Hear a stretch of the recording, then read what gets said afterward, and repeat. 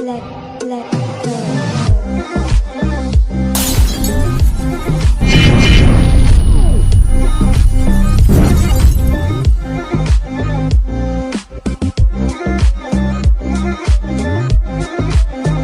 ने बड़े कमाल की बात कही है कि कितना भी ज्ञानियों के साथ बैठ लो, तजुर्बा तो जीवन में बेवकूफ बनने के बाद ही आता है। नमस्ते दोस्तों, मैं हूं आरजे कार्तिक। एक बहुत पुरानी कहानी है। एक बार यमराज ने अपने देवदूत को धरती पर भेजा एक स्त्री की आत्मा लाने के लिए। देवदूत जब धरती पर आए तो देखते हैं कि उस महिला की 3 छोटी बच्चियां हैं। तीनों रो रो के बुरा हाल हो रखा है। घर में पति की पहले ही मौत हो चुकी है, कोई संभालने वाला नहीं।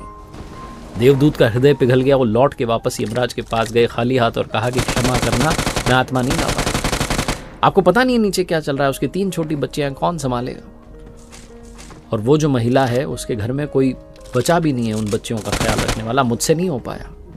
मैं तो कहता हूं कि आप उसे थोड़ा और जीवन दो ताकि उसकी बच्चियां बड़ी हो जाएं।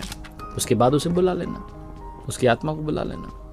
यमराज क्रोधित हो गए। उन्होंने कहा कि अच्छा, मतलब तुम उससे बड़े हो गए, उससे ज्यादा समझदार हो गए जो मृत्यु और जन्म निश्चित करता है। तुमने अपने जीवन का सबसे बड़ा पाप कर दिया। तुम्हें धरती पर जाना होगा और इस सजा को भोगना होगा। तुम जब तक अपनी मूर्खता पर 3 बार ना हंस लो तब तक तुम वापस नहीं आ सकते। देवदूत को तब भी लग रहा था कि मैं सही हूं, लेकिन सजा मिल गई थी, भोगनी थी। तो अपना दंड भोगने के लिए देवदूत जो था उसी देश में, उसी धरती पर आ गिरा जहां से वो आत्मा लेने के लिए गया था। एक शहर में सड़क किनारे फटे हाल जो है मनुष्य रूप में पड़ा हुआ था।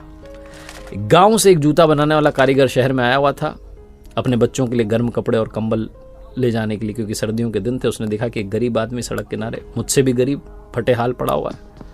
तो उसने सोचा कि ये जो गरीब है इसकी पहले मदद करते हैं। उसने उस देवदूत के लिए जो मनुष्य बनकर के वहाँ पड़ा हुआ था उसके लिए गर्म कपड़े। बातों बातों मालूम चला कि रहने के लिए जगह नहीं। तो उसे कहा चल भाई मेरे घर ही रह लेना।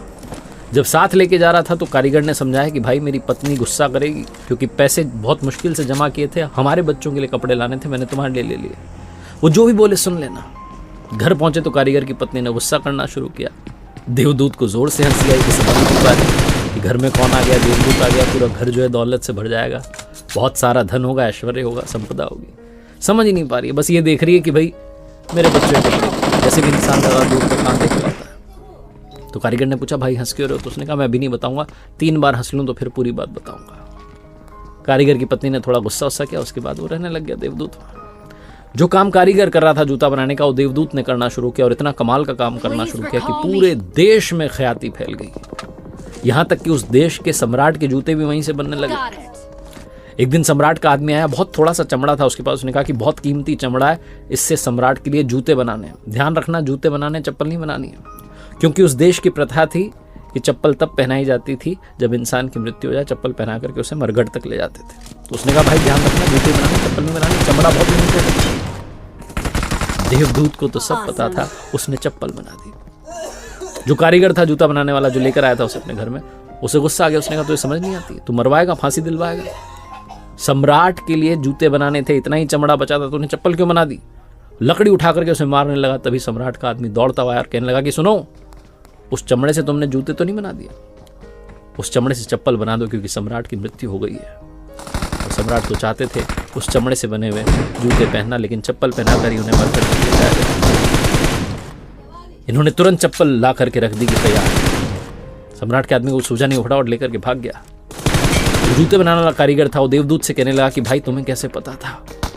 ये जोर से हंसने लगा देवदूत। इसने कहा कि अभी कुछ मत पूछो, बाद में बताऊंगा। एक दिन और घटना घटी। 3 लड़कियां एक बूढ़ी महिला के साथ में इनके आती, कहती है हमारी शादी होने जा रही है, बढ़िया से हमें जो है सैंडल्स बनवाने हैं। और ये पहचान जाता है कि तो तीनों वही बच्चियां हैं जिनकी माँ की आत्मा लेने के लिए मैं आया था धरती पर। ये बूढ़ी महिला से पूछते कि बच्चियां कौन हैं? तो बूढ़ी महिला बताती कि हमारे पड़ोस में गरीब महिला रहती थी, उसकी 3 बच्चियां थी, कोई संतान नहीं, उनकी माँ की बचपन में ही मृत्यु हो गई, तो मैंने इन तीनों बच्चियों को पाला। उस दिन देवदूत को समझ में आया कि अगर मैं उस दिन उस महिला की आत्मा को लेकर के नहीं जाता, यहीं छोड़ देता, जो कि मैंने किया, बाद में कोई और देवदूत लेकर के गए, लेकिन अगर वैसा होता कि वो महिला और जीती तो ये तीनों बच्चियां गरीबी में पलती। इन तीनों बच्चियों का जो भाग्य था पहले ही लिख दिया गया था। इन्हें किसी अमीर घर में पलना था, धन ऐश्वर्य संपदा के साथ पलना था। अमीर घर में इनकी शादी होने जा रही, इनका जीवन ऐश्वर्य से संपन्न हो गया और इन्हें माँ का प्यार भी मिला, एक ऐसी महिला के रूप में जो कि बहुत करुणावान है। उस दिन देवदूत तीसरी बार हंसा, जोर जोर से हंसा, और जूते बनाने वाले कारीगर ने पूछा कि भाई अब तो बता दे। तब देवदूत ने पूरी बात समझाई और कहा कि मैं अपना दंड भोग रहा था, मुझे आज समझ में आ गया कि जो ऊपर वाले का खेल है उससे बेहतर कोई जानता नहीं है। इसलिए क्या होगा, कैसे होगा, अच्छा होगा, बुरा होगा, सौभाग्य होगा, दुर्भाग्य होगा, ये सब सोचना बंद कीजिए और अपने जीवन को जीना शुरू कीजिए। एक बार फिर से वही बात जो अक्सर आपसे कहता हूं, ऊपर वाले के आशीर्वाद, अपनी मेहनत और अपनों के प्यार के साथ कर दिखाओ को जैसा कि दुनिया करना चाहे आपके जैसा। देखते रहिए हर सोमवार सुबह 9:30 बजे मेरे साथ एक नई कहानी, हर शुक्रवार सुबह 9:30 बजे लर्निंग सीरीज का एक नया वीडियो।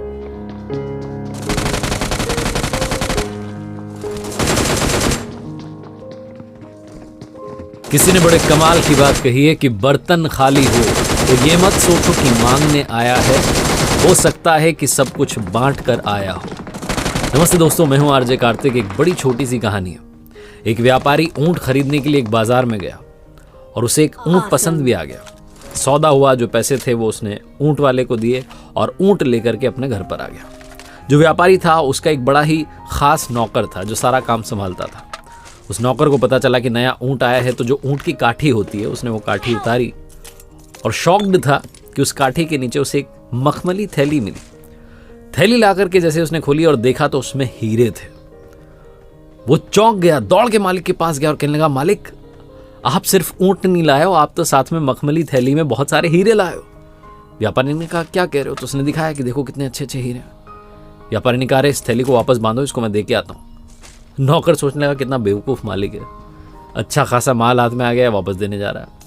उसने समझाया कि अरे किसी को क्या पता चलेगा, आप तो ऊंट लेके आओ, बात खत्म हो गई, किसी को पता नहीं चलेगा। व्यापारी ने कहा, नहीं मैं वापस लौटाने जाऊंगा। व्यापारी ने वो मखमल की थैली ली और लेकर के वापस उस बाजार में गया, उस ऊंट वाले को ढूंढने लगा। बहुत ढूंढने के बाद जब वो ऊंट वाला मिला तो कहा कि भाई साहब, वो जो ऊंट था उसकी काठी के नीचे ये मखमली थैली थी जिसमें बहुत सारे हीरे थे, लौटाने आया हूं।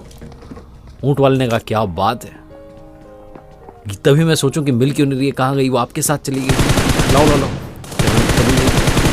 वो बड़ा खुश हुआ ऊंट वाला कि क्या बात है, बहुत ईमानदार आदमी है जिसने लौटा दी। तो उसने कहा, भैया आपको मैं अपनी तरफ से एक हीरा देना चाहता हूँ, आप इन कीमती पत्थरों में से कोई भी जो आपको पसंद आ रहा है रख लो। व्यापारी ने कहा, नहीं मुझे नहीं चाहिए, मैं तो बस लौटाने आया हूँ। वो माना नहीं, उसने कहा, नहीं आपको रखना पड़ेगा, आप रख लो आप रख लो। व्यापारी ने कहा, मैं पहले ही 2 हीरे अपने पास में रख चुका। जैसे ही उस ऊंट वाले ने बात सुनी उसे गुस्सा आ गया, उसे लगा कि अब तो इसको मारना ही पड़ेगा। उसने पहले ही 2 हीरे अपने पास रखे। फिर भी उसने थोड़ा सा अपना गुस्सा शांत किया और उस मखमली थैली को निकाला, सारे हीरे गिनना शुरू किए कि पूरे हैं कि नहीं है। पूरे हीरे थे। तो उसने व्यापारी से कहा कि आप क्या कह रहे हो, तो पूरे हीरे, आपने कौन से 2 हीरे रख लिए? उस व्यापारी ने कहा, मैंने सबसे अनमोल 2 हीरे अपने पास रख लिए। पहला ईमानदारी और दूसरा अपना आत्मसम्मान, सेल्फ रिस्पेक्ट। छोटी सी कहानी जिसका सार ये कहता है कि जीवन में पैसा ही सब कुछ नहीं होता है, आपकी ऑनेस्टी, आपकी सेल्फ रिस्पेक्ट बहुत मैटर करती है। मैं अक्सर कहता हूं कि पैसा बहुत कुछ हो सकता है लेकिन पैसा सब कुछ नहीं हो सकता है। देखते रहिए मेरे साथ हर सोमवार सुबह 9:30 बजे ऐसी ही शानदार कहानियां, और ऊपर वाले के आशीर्वाद के साथ, अपनी मेहनत के साथ, अपनों के प्यार के साथ कर दिखाओ को जैसा कि दुनिया करना चाहे आपके जैसा।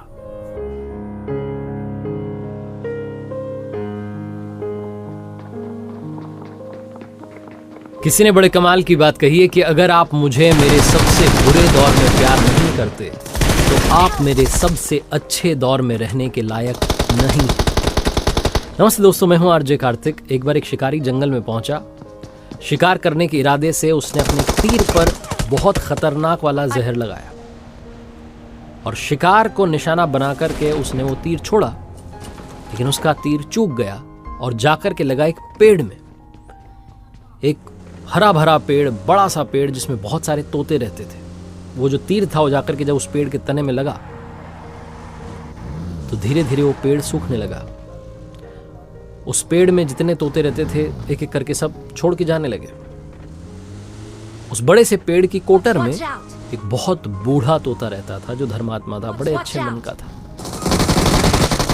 वो जो तोता था वो उस पेड़ को छोड़ने के लिए तैयार नहीं।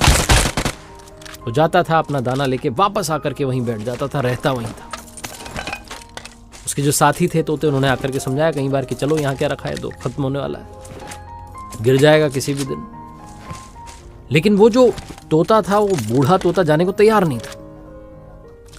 ये बात देवराजेंद्र तक पहुंची कि ऐसा एक तोता है जो एक पेड़ में जो सूखने को आया है, जिस पर जहरीला तीर लग चुका है, जो खत्म होने का है, उसमें रह रहा है।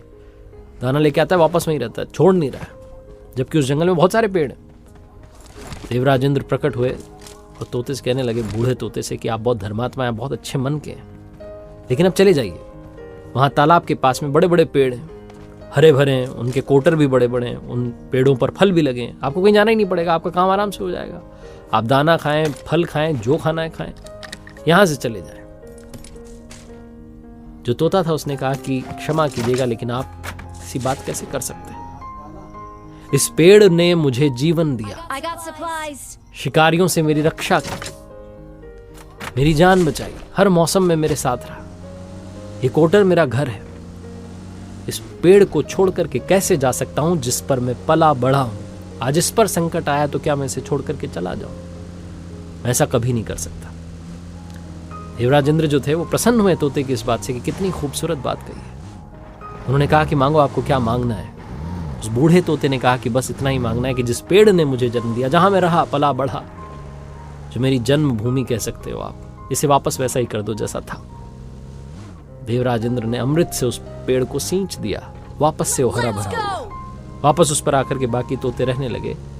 बूढ़ा तोता कुछ समय के लिए और जिंदा रहा, फिर ऊपर चला गया स्वर्ग में, क्योंकि धर्मात्मा था। छोटी सी कहानी, लेकिन समझाती ये है कि जब किसी भी इंसान का बुरा दौर आता है तो इमोशनली वो टूटा हुआ होता है, उसे किसी सहारे की जरूरत होती है, किसी की आवश्यकता होती है। अगर आप ऐसे समय में उसे छोड़कर चले जाएंगे, उससे बात नहीं करेंगे, मुंह मोड़ लेंगे कि ये तो अपने जीवन की सबसे कमजोर अवस्था में आ चुका है, कमजोर दौर में आ चुका है, तो आपसे बुरा कोई नहीं है। क्योंकि आप किसी के सुख के साथी बने या ना बने, आपको हमेशा किसी के दुख का साथ। एक बार फिर से वही बात कहूंगा जो अक्सर कहता हूं, मेहनत और अपनों के प्यार के साथ कर दिखाओ को जैसा कि दुनिया करना चाहे आपके जैसा। याद रखिए, हर सोमवार सुबह 9:30 बजे मेरे साथ देखिए एक नई कहानी, और हर शुक्रवार सुबह 9:30 बजे मेरे साथ देखिए लर्निंग सीरीज का एक नया वीडियो।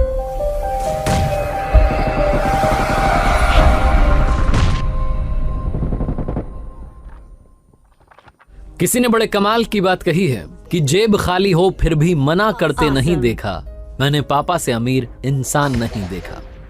नमस्ते दोस्तों, मेरा नाम है आरजे कार्तिक। माँ की ममता पर, मम्मी के प्यार पर काफी कुछ लिखा गया, लेकिन पापा के बारे में लिखने वाले बड़े कम हैं। फादर का इंपॉर्टेंस क्या है, पापा का महत्व क्या है, उस पर एक छोटी सी कहानी है, बहुत इंटरेस्टिंग कहानी है। एक लड़का जो इंजीनियरिंग की तैयारी कर रहा था, उसे उसके फादर हमेशा कहा करते थे कि बेटा फोकस करो, पढ़ाई करो, इंजीनियरिंग की तैयारी करो, बड़ा इंजीनियर बनो। लेकिन उस लड़के की सिर्फ एक विश थी, उसे बाइक चाहिए थी। वो अक्सर अपने फादर से कहता था, मेरे दोस्तों के पास में गाड़ी है, गाड़ी से कोचिंग आते हैं, मैं पैदल पैदल जाता हूँ, क्या चल रहा है पापा। बहुत बार वो अपने फादर से डिबेट करता था, बहस करता था। एक दिन उसके फादर ने उसको काफ़ी कुछ सुना दिया, डांट दिया कि तुम्हें पता नहीं है कैसे मैं घर चला रहा हूँ, ये वो। लड़के का दिमाग ठनक गया। वो होता है ना आजकल यंगस्टर को बड़ी जल्दी गुस्सा आया, तो उसे लगा कि पापा कुछ तो। उसने डिसाइड कर लिया कि वो आज ही ये घर छोड़ करके चला जाएगा, इस फैमिली में रहना नहीं उसको, गलत लोगों के साथ में रहने लग गया। पता नहीं क्या उसके दिमाग में चल रहा था। उसके फादर बाहर गए थे मार्केट, मम्मी भी साथ में गई हुई थी। लड़का अकेला था, उसके दिमाग में सब चल रहा था। उसने डिसाइड किया बाहर चलते हैं, छोड़ देते हैं। तभी उसने देखा कि फादर जो थे वो पर्स ले जाना भूल गए थे। उनका जो पर्स था वो टेबल पर रखा। उसने कहा बस पैसे भी तो चाहिए, लेकर के चलते हैं, बहुत माल छुपा रखा है। उसने वो पर्स अपनी जेब में रखा और जल्दबाजी में पापा के जूते पहन लिए और जूते पहन के निकल पड़ा। थोड़ा आगे गया तो समझ में आया कि पापा के जूते पहना है। गुस्से में था, वो जूते वहीं खोले, नंगे पैर चलने लगा। पैर में कांटा चुभ गया, तब भी चले जा रहा था, बड़बड़ा रहा था, मेरे पापा ऐसे वैसे बेकार आदमी है, ये है वो है। घर पे मुझे एक मेरी विश थी, वो भी कंप्लीट नहीं कर पा रहा। बहुत कुछ सोच रहा था। उसके पैर में से खून बहने लगा, उससे दर्द होने लगा, तो उसने सोचा थोड़ा आराम कर लेते हैं सड़क किनारे। थोड़ा सा रुका तो उसे याद आया कि पर्स भी तो लेकर आया है, पर्स में माल होगा, अस्पताल जाकर के चेक करा लेते हैं हॉस्पिटल में, और पैर ठीक कराते हैं, उसके बाद में जो पैसा है इसको उड़ाते हैं। वो ये सब सोच रहा था। अस्पताल जाने से पहले उसे लगा कि एक बार पर्स देख तो लें, इसमें पैसा कितना है। तो उसने वो पर्स खोल करके देखा तो चौंक गया। अंदर सिर्फ 100 की नोट रखी थी। पर्स वैसे तो बड़ा मोटा दिख रहा था, लेकिन अंदर कागज ही कागज रखे थे। उसे फिर से गुस्सा आने लगा कि मेरे पापा क्या कर रहे हैं, बिल्कुल गरीब हैं क्या, 100 की नोट रख रखी है बस। फिर उसे लगा इतने सारे कागज हैं, देखता हूँ क्या कागज है। पहला कागज निकाला तो पर्ची थी उधारी की। उसके फादर ने उनके दोस्त से 40,000 रुपये उधार लिए थे लैपटॉप खरीदने के लिए। वो लैपटॉप जो 1 साल पहले से लड़का जिद करा था, पापा दिलाओ पापा दिलाओ। बड़ी मुश्किल से पैसे जुगाड़ करके उसे लैपटॉप दिलाया था, वो भी उधार वाले पैसे थे। वो पैसे चुकाने हैं इस बात की पर्ची थी।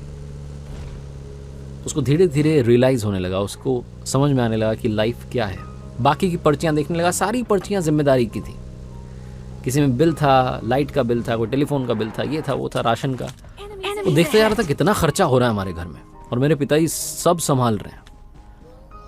धीरे धीरे जो उसका गुस्सा था वो शांत होने लग रहा था, और फाइनली उसके हाथ में एक ऐसी पर्ची है, वो उधारी पर्ची थी, अखबार का छोटा सा विज्ञापन जिसमें लिखा था कि पुराना स्कूटर बेच करके नई बाइक।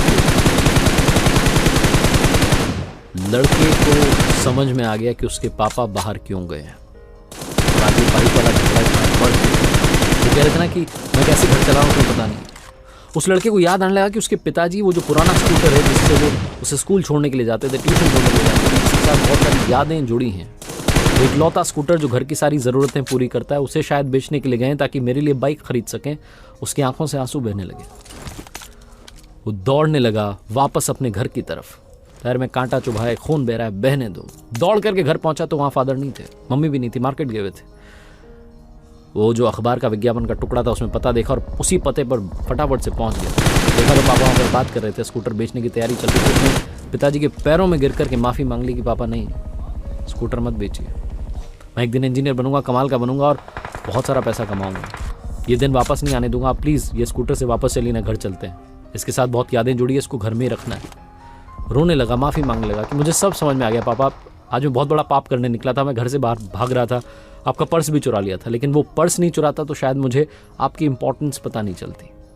छोटी सी कहानी लेकिन यही सिखाती है लाइफ में, बस ये याद रखिएगा कि इस दुनिया में सबसे अमीर इंसान कौन है। जेब खाली हो फिर भी मना करते नहीं देखा मैंने, पापा से अमीर इंसान नहीं देखा। हमारे माँ बाप जो होते हैं उनकी आंखों में सिर्फ 2 बार आंसू आते हैं। पहला लड़की घर छोड़े तब, और दूसरा लड़का मुंह मोड़े तब। याद रखिए, मेरे साथ देखते रहिए हर सोमवार सुबह 9:30 बजे एक प्यारी सी छोटी सी मोटिवेशनल कहानी। और हाँ, कर दिखाओ कुछ ऐसा कि दुनिया करना चाहे आपके जैसा।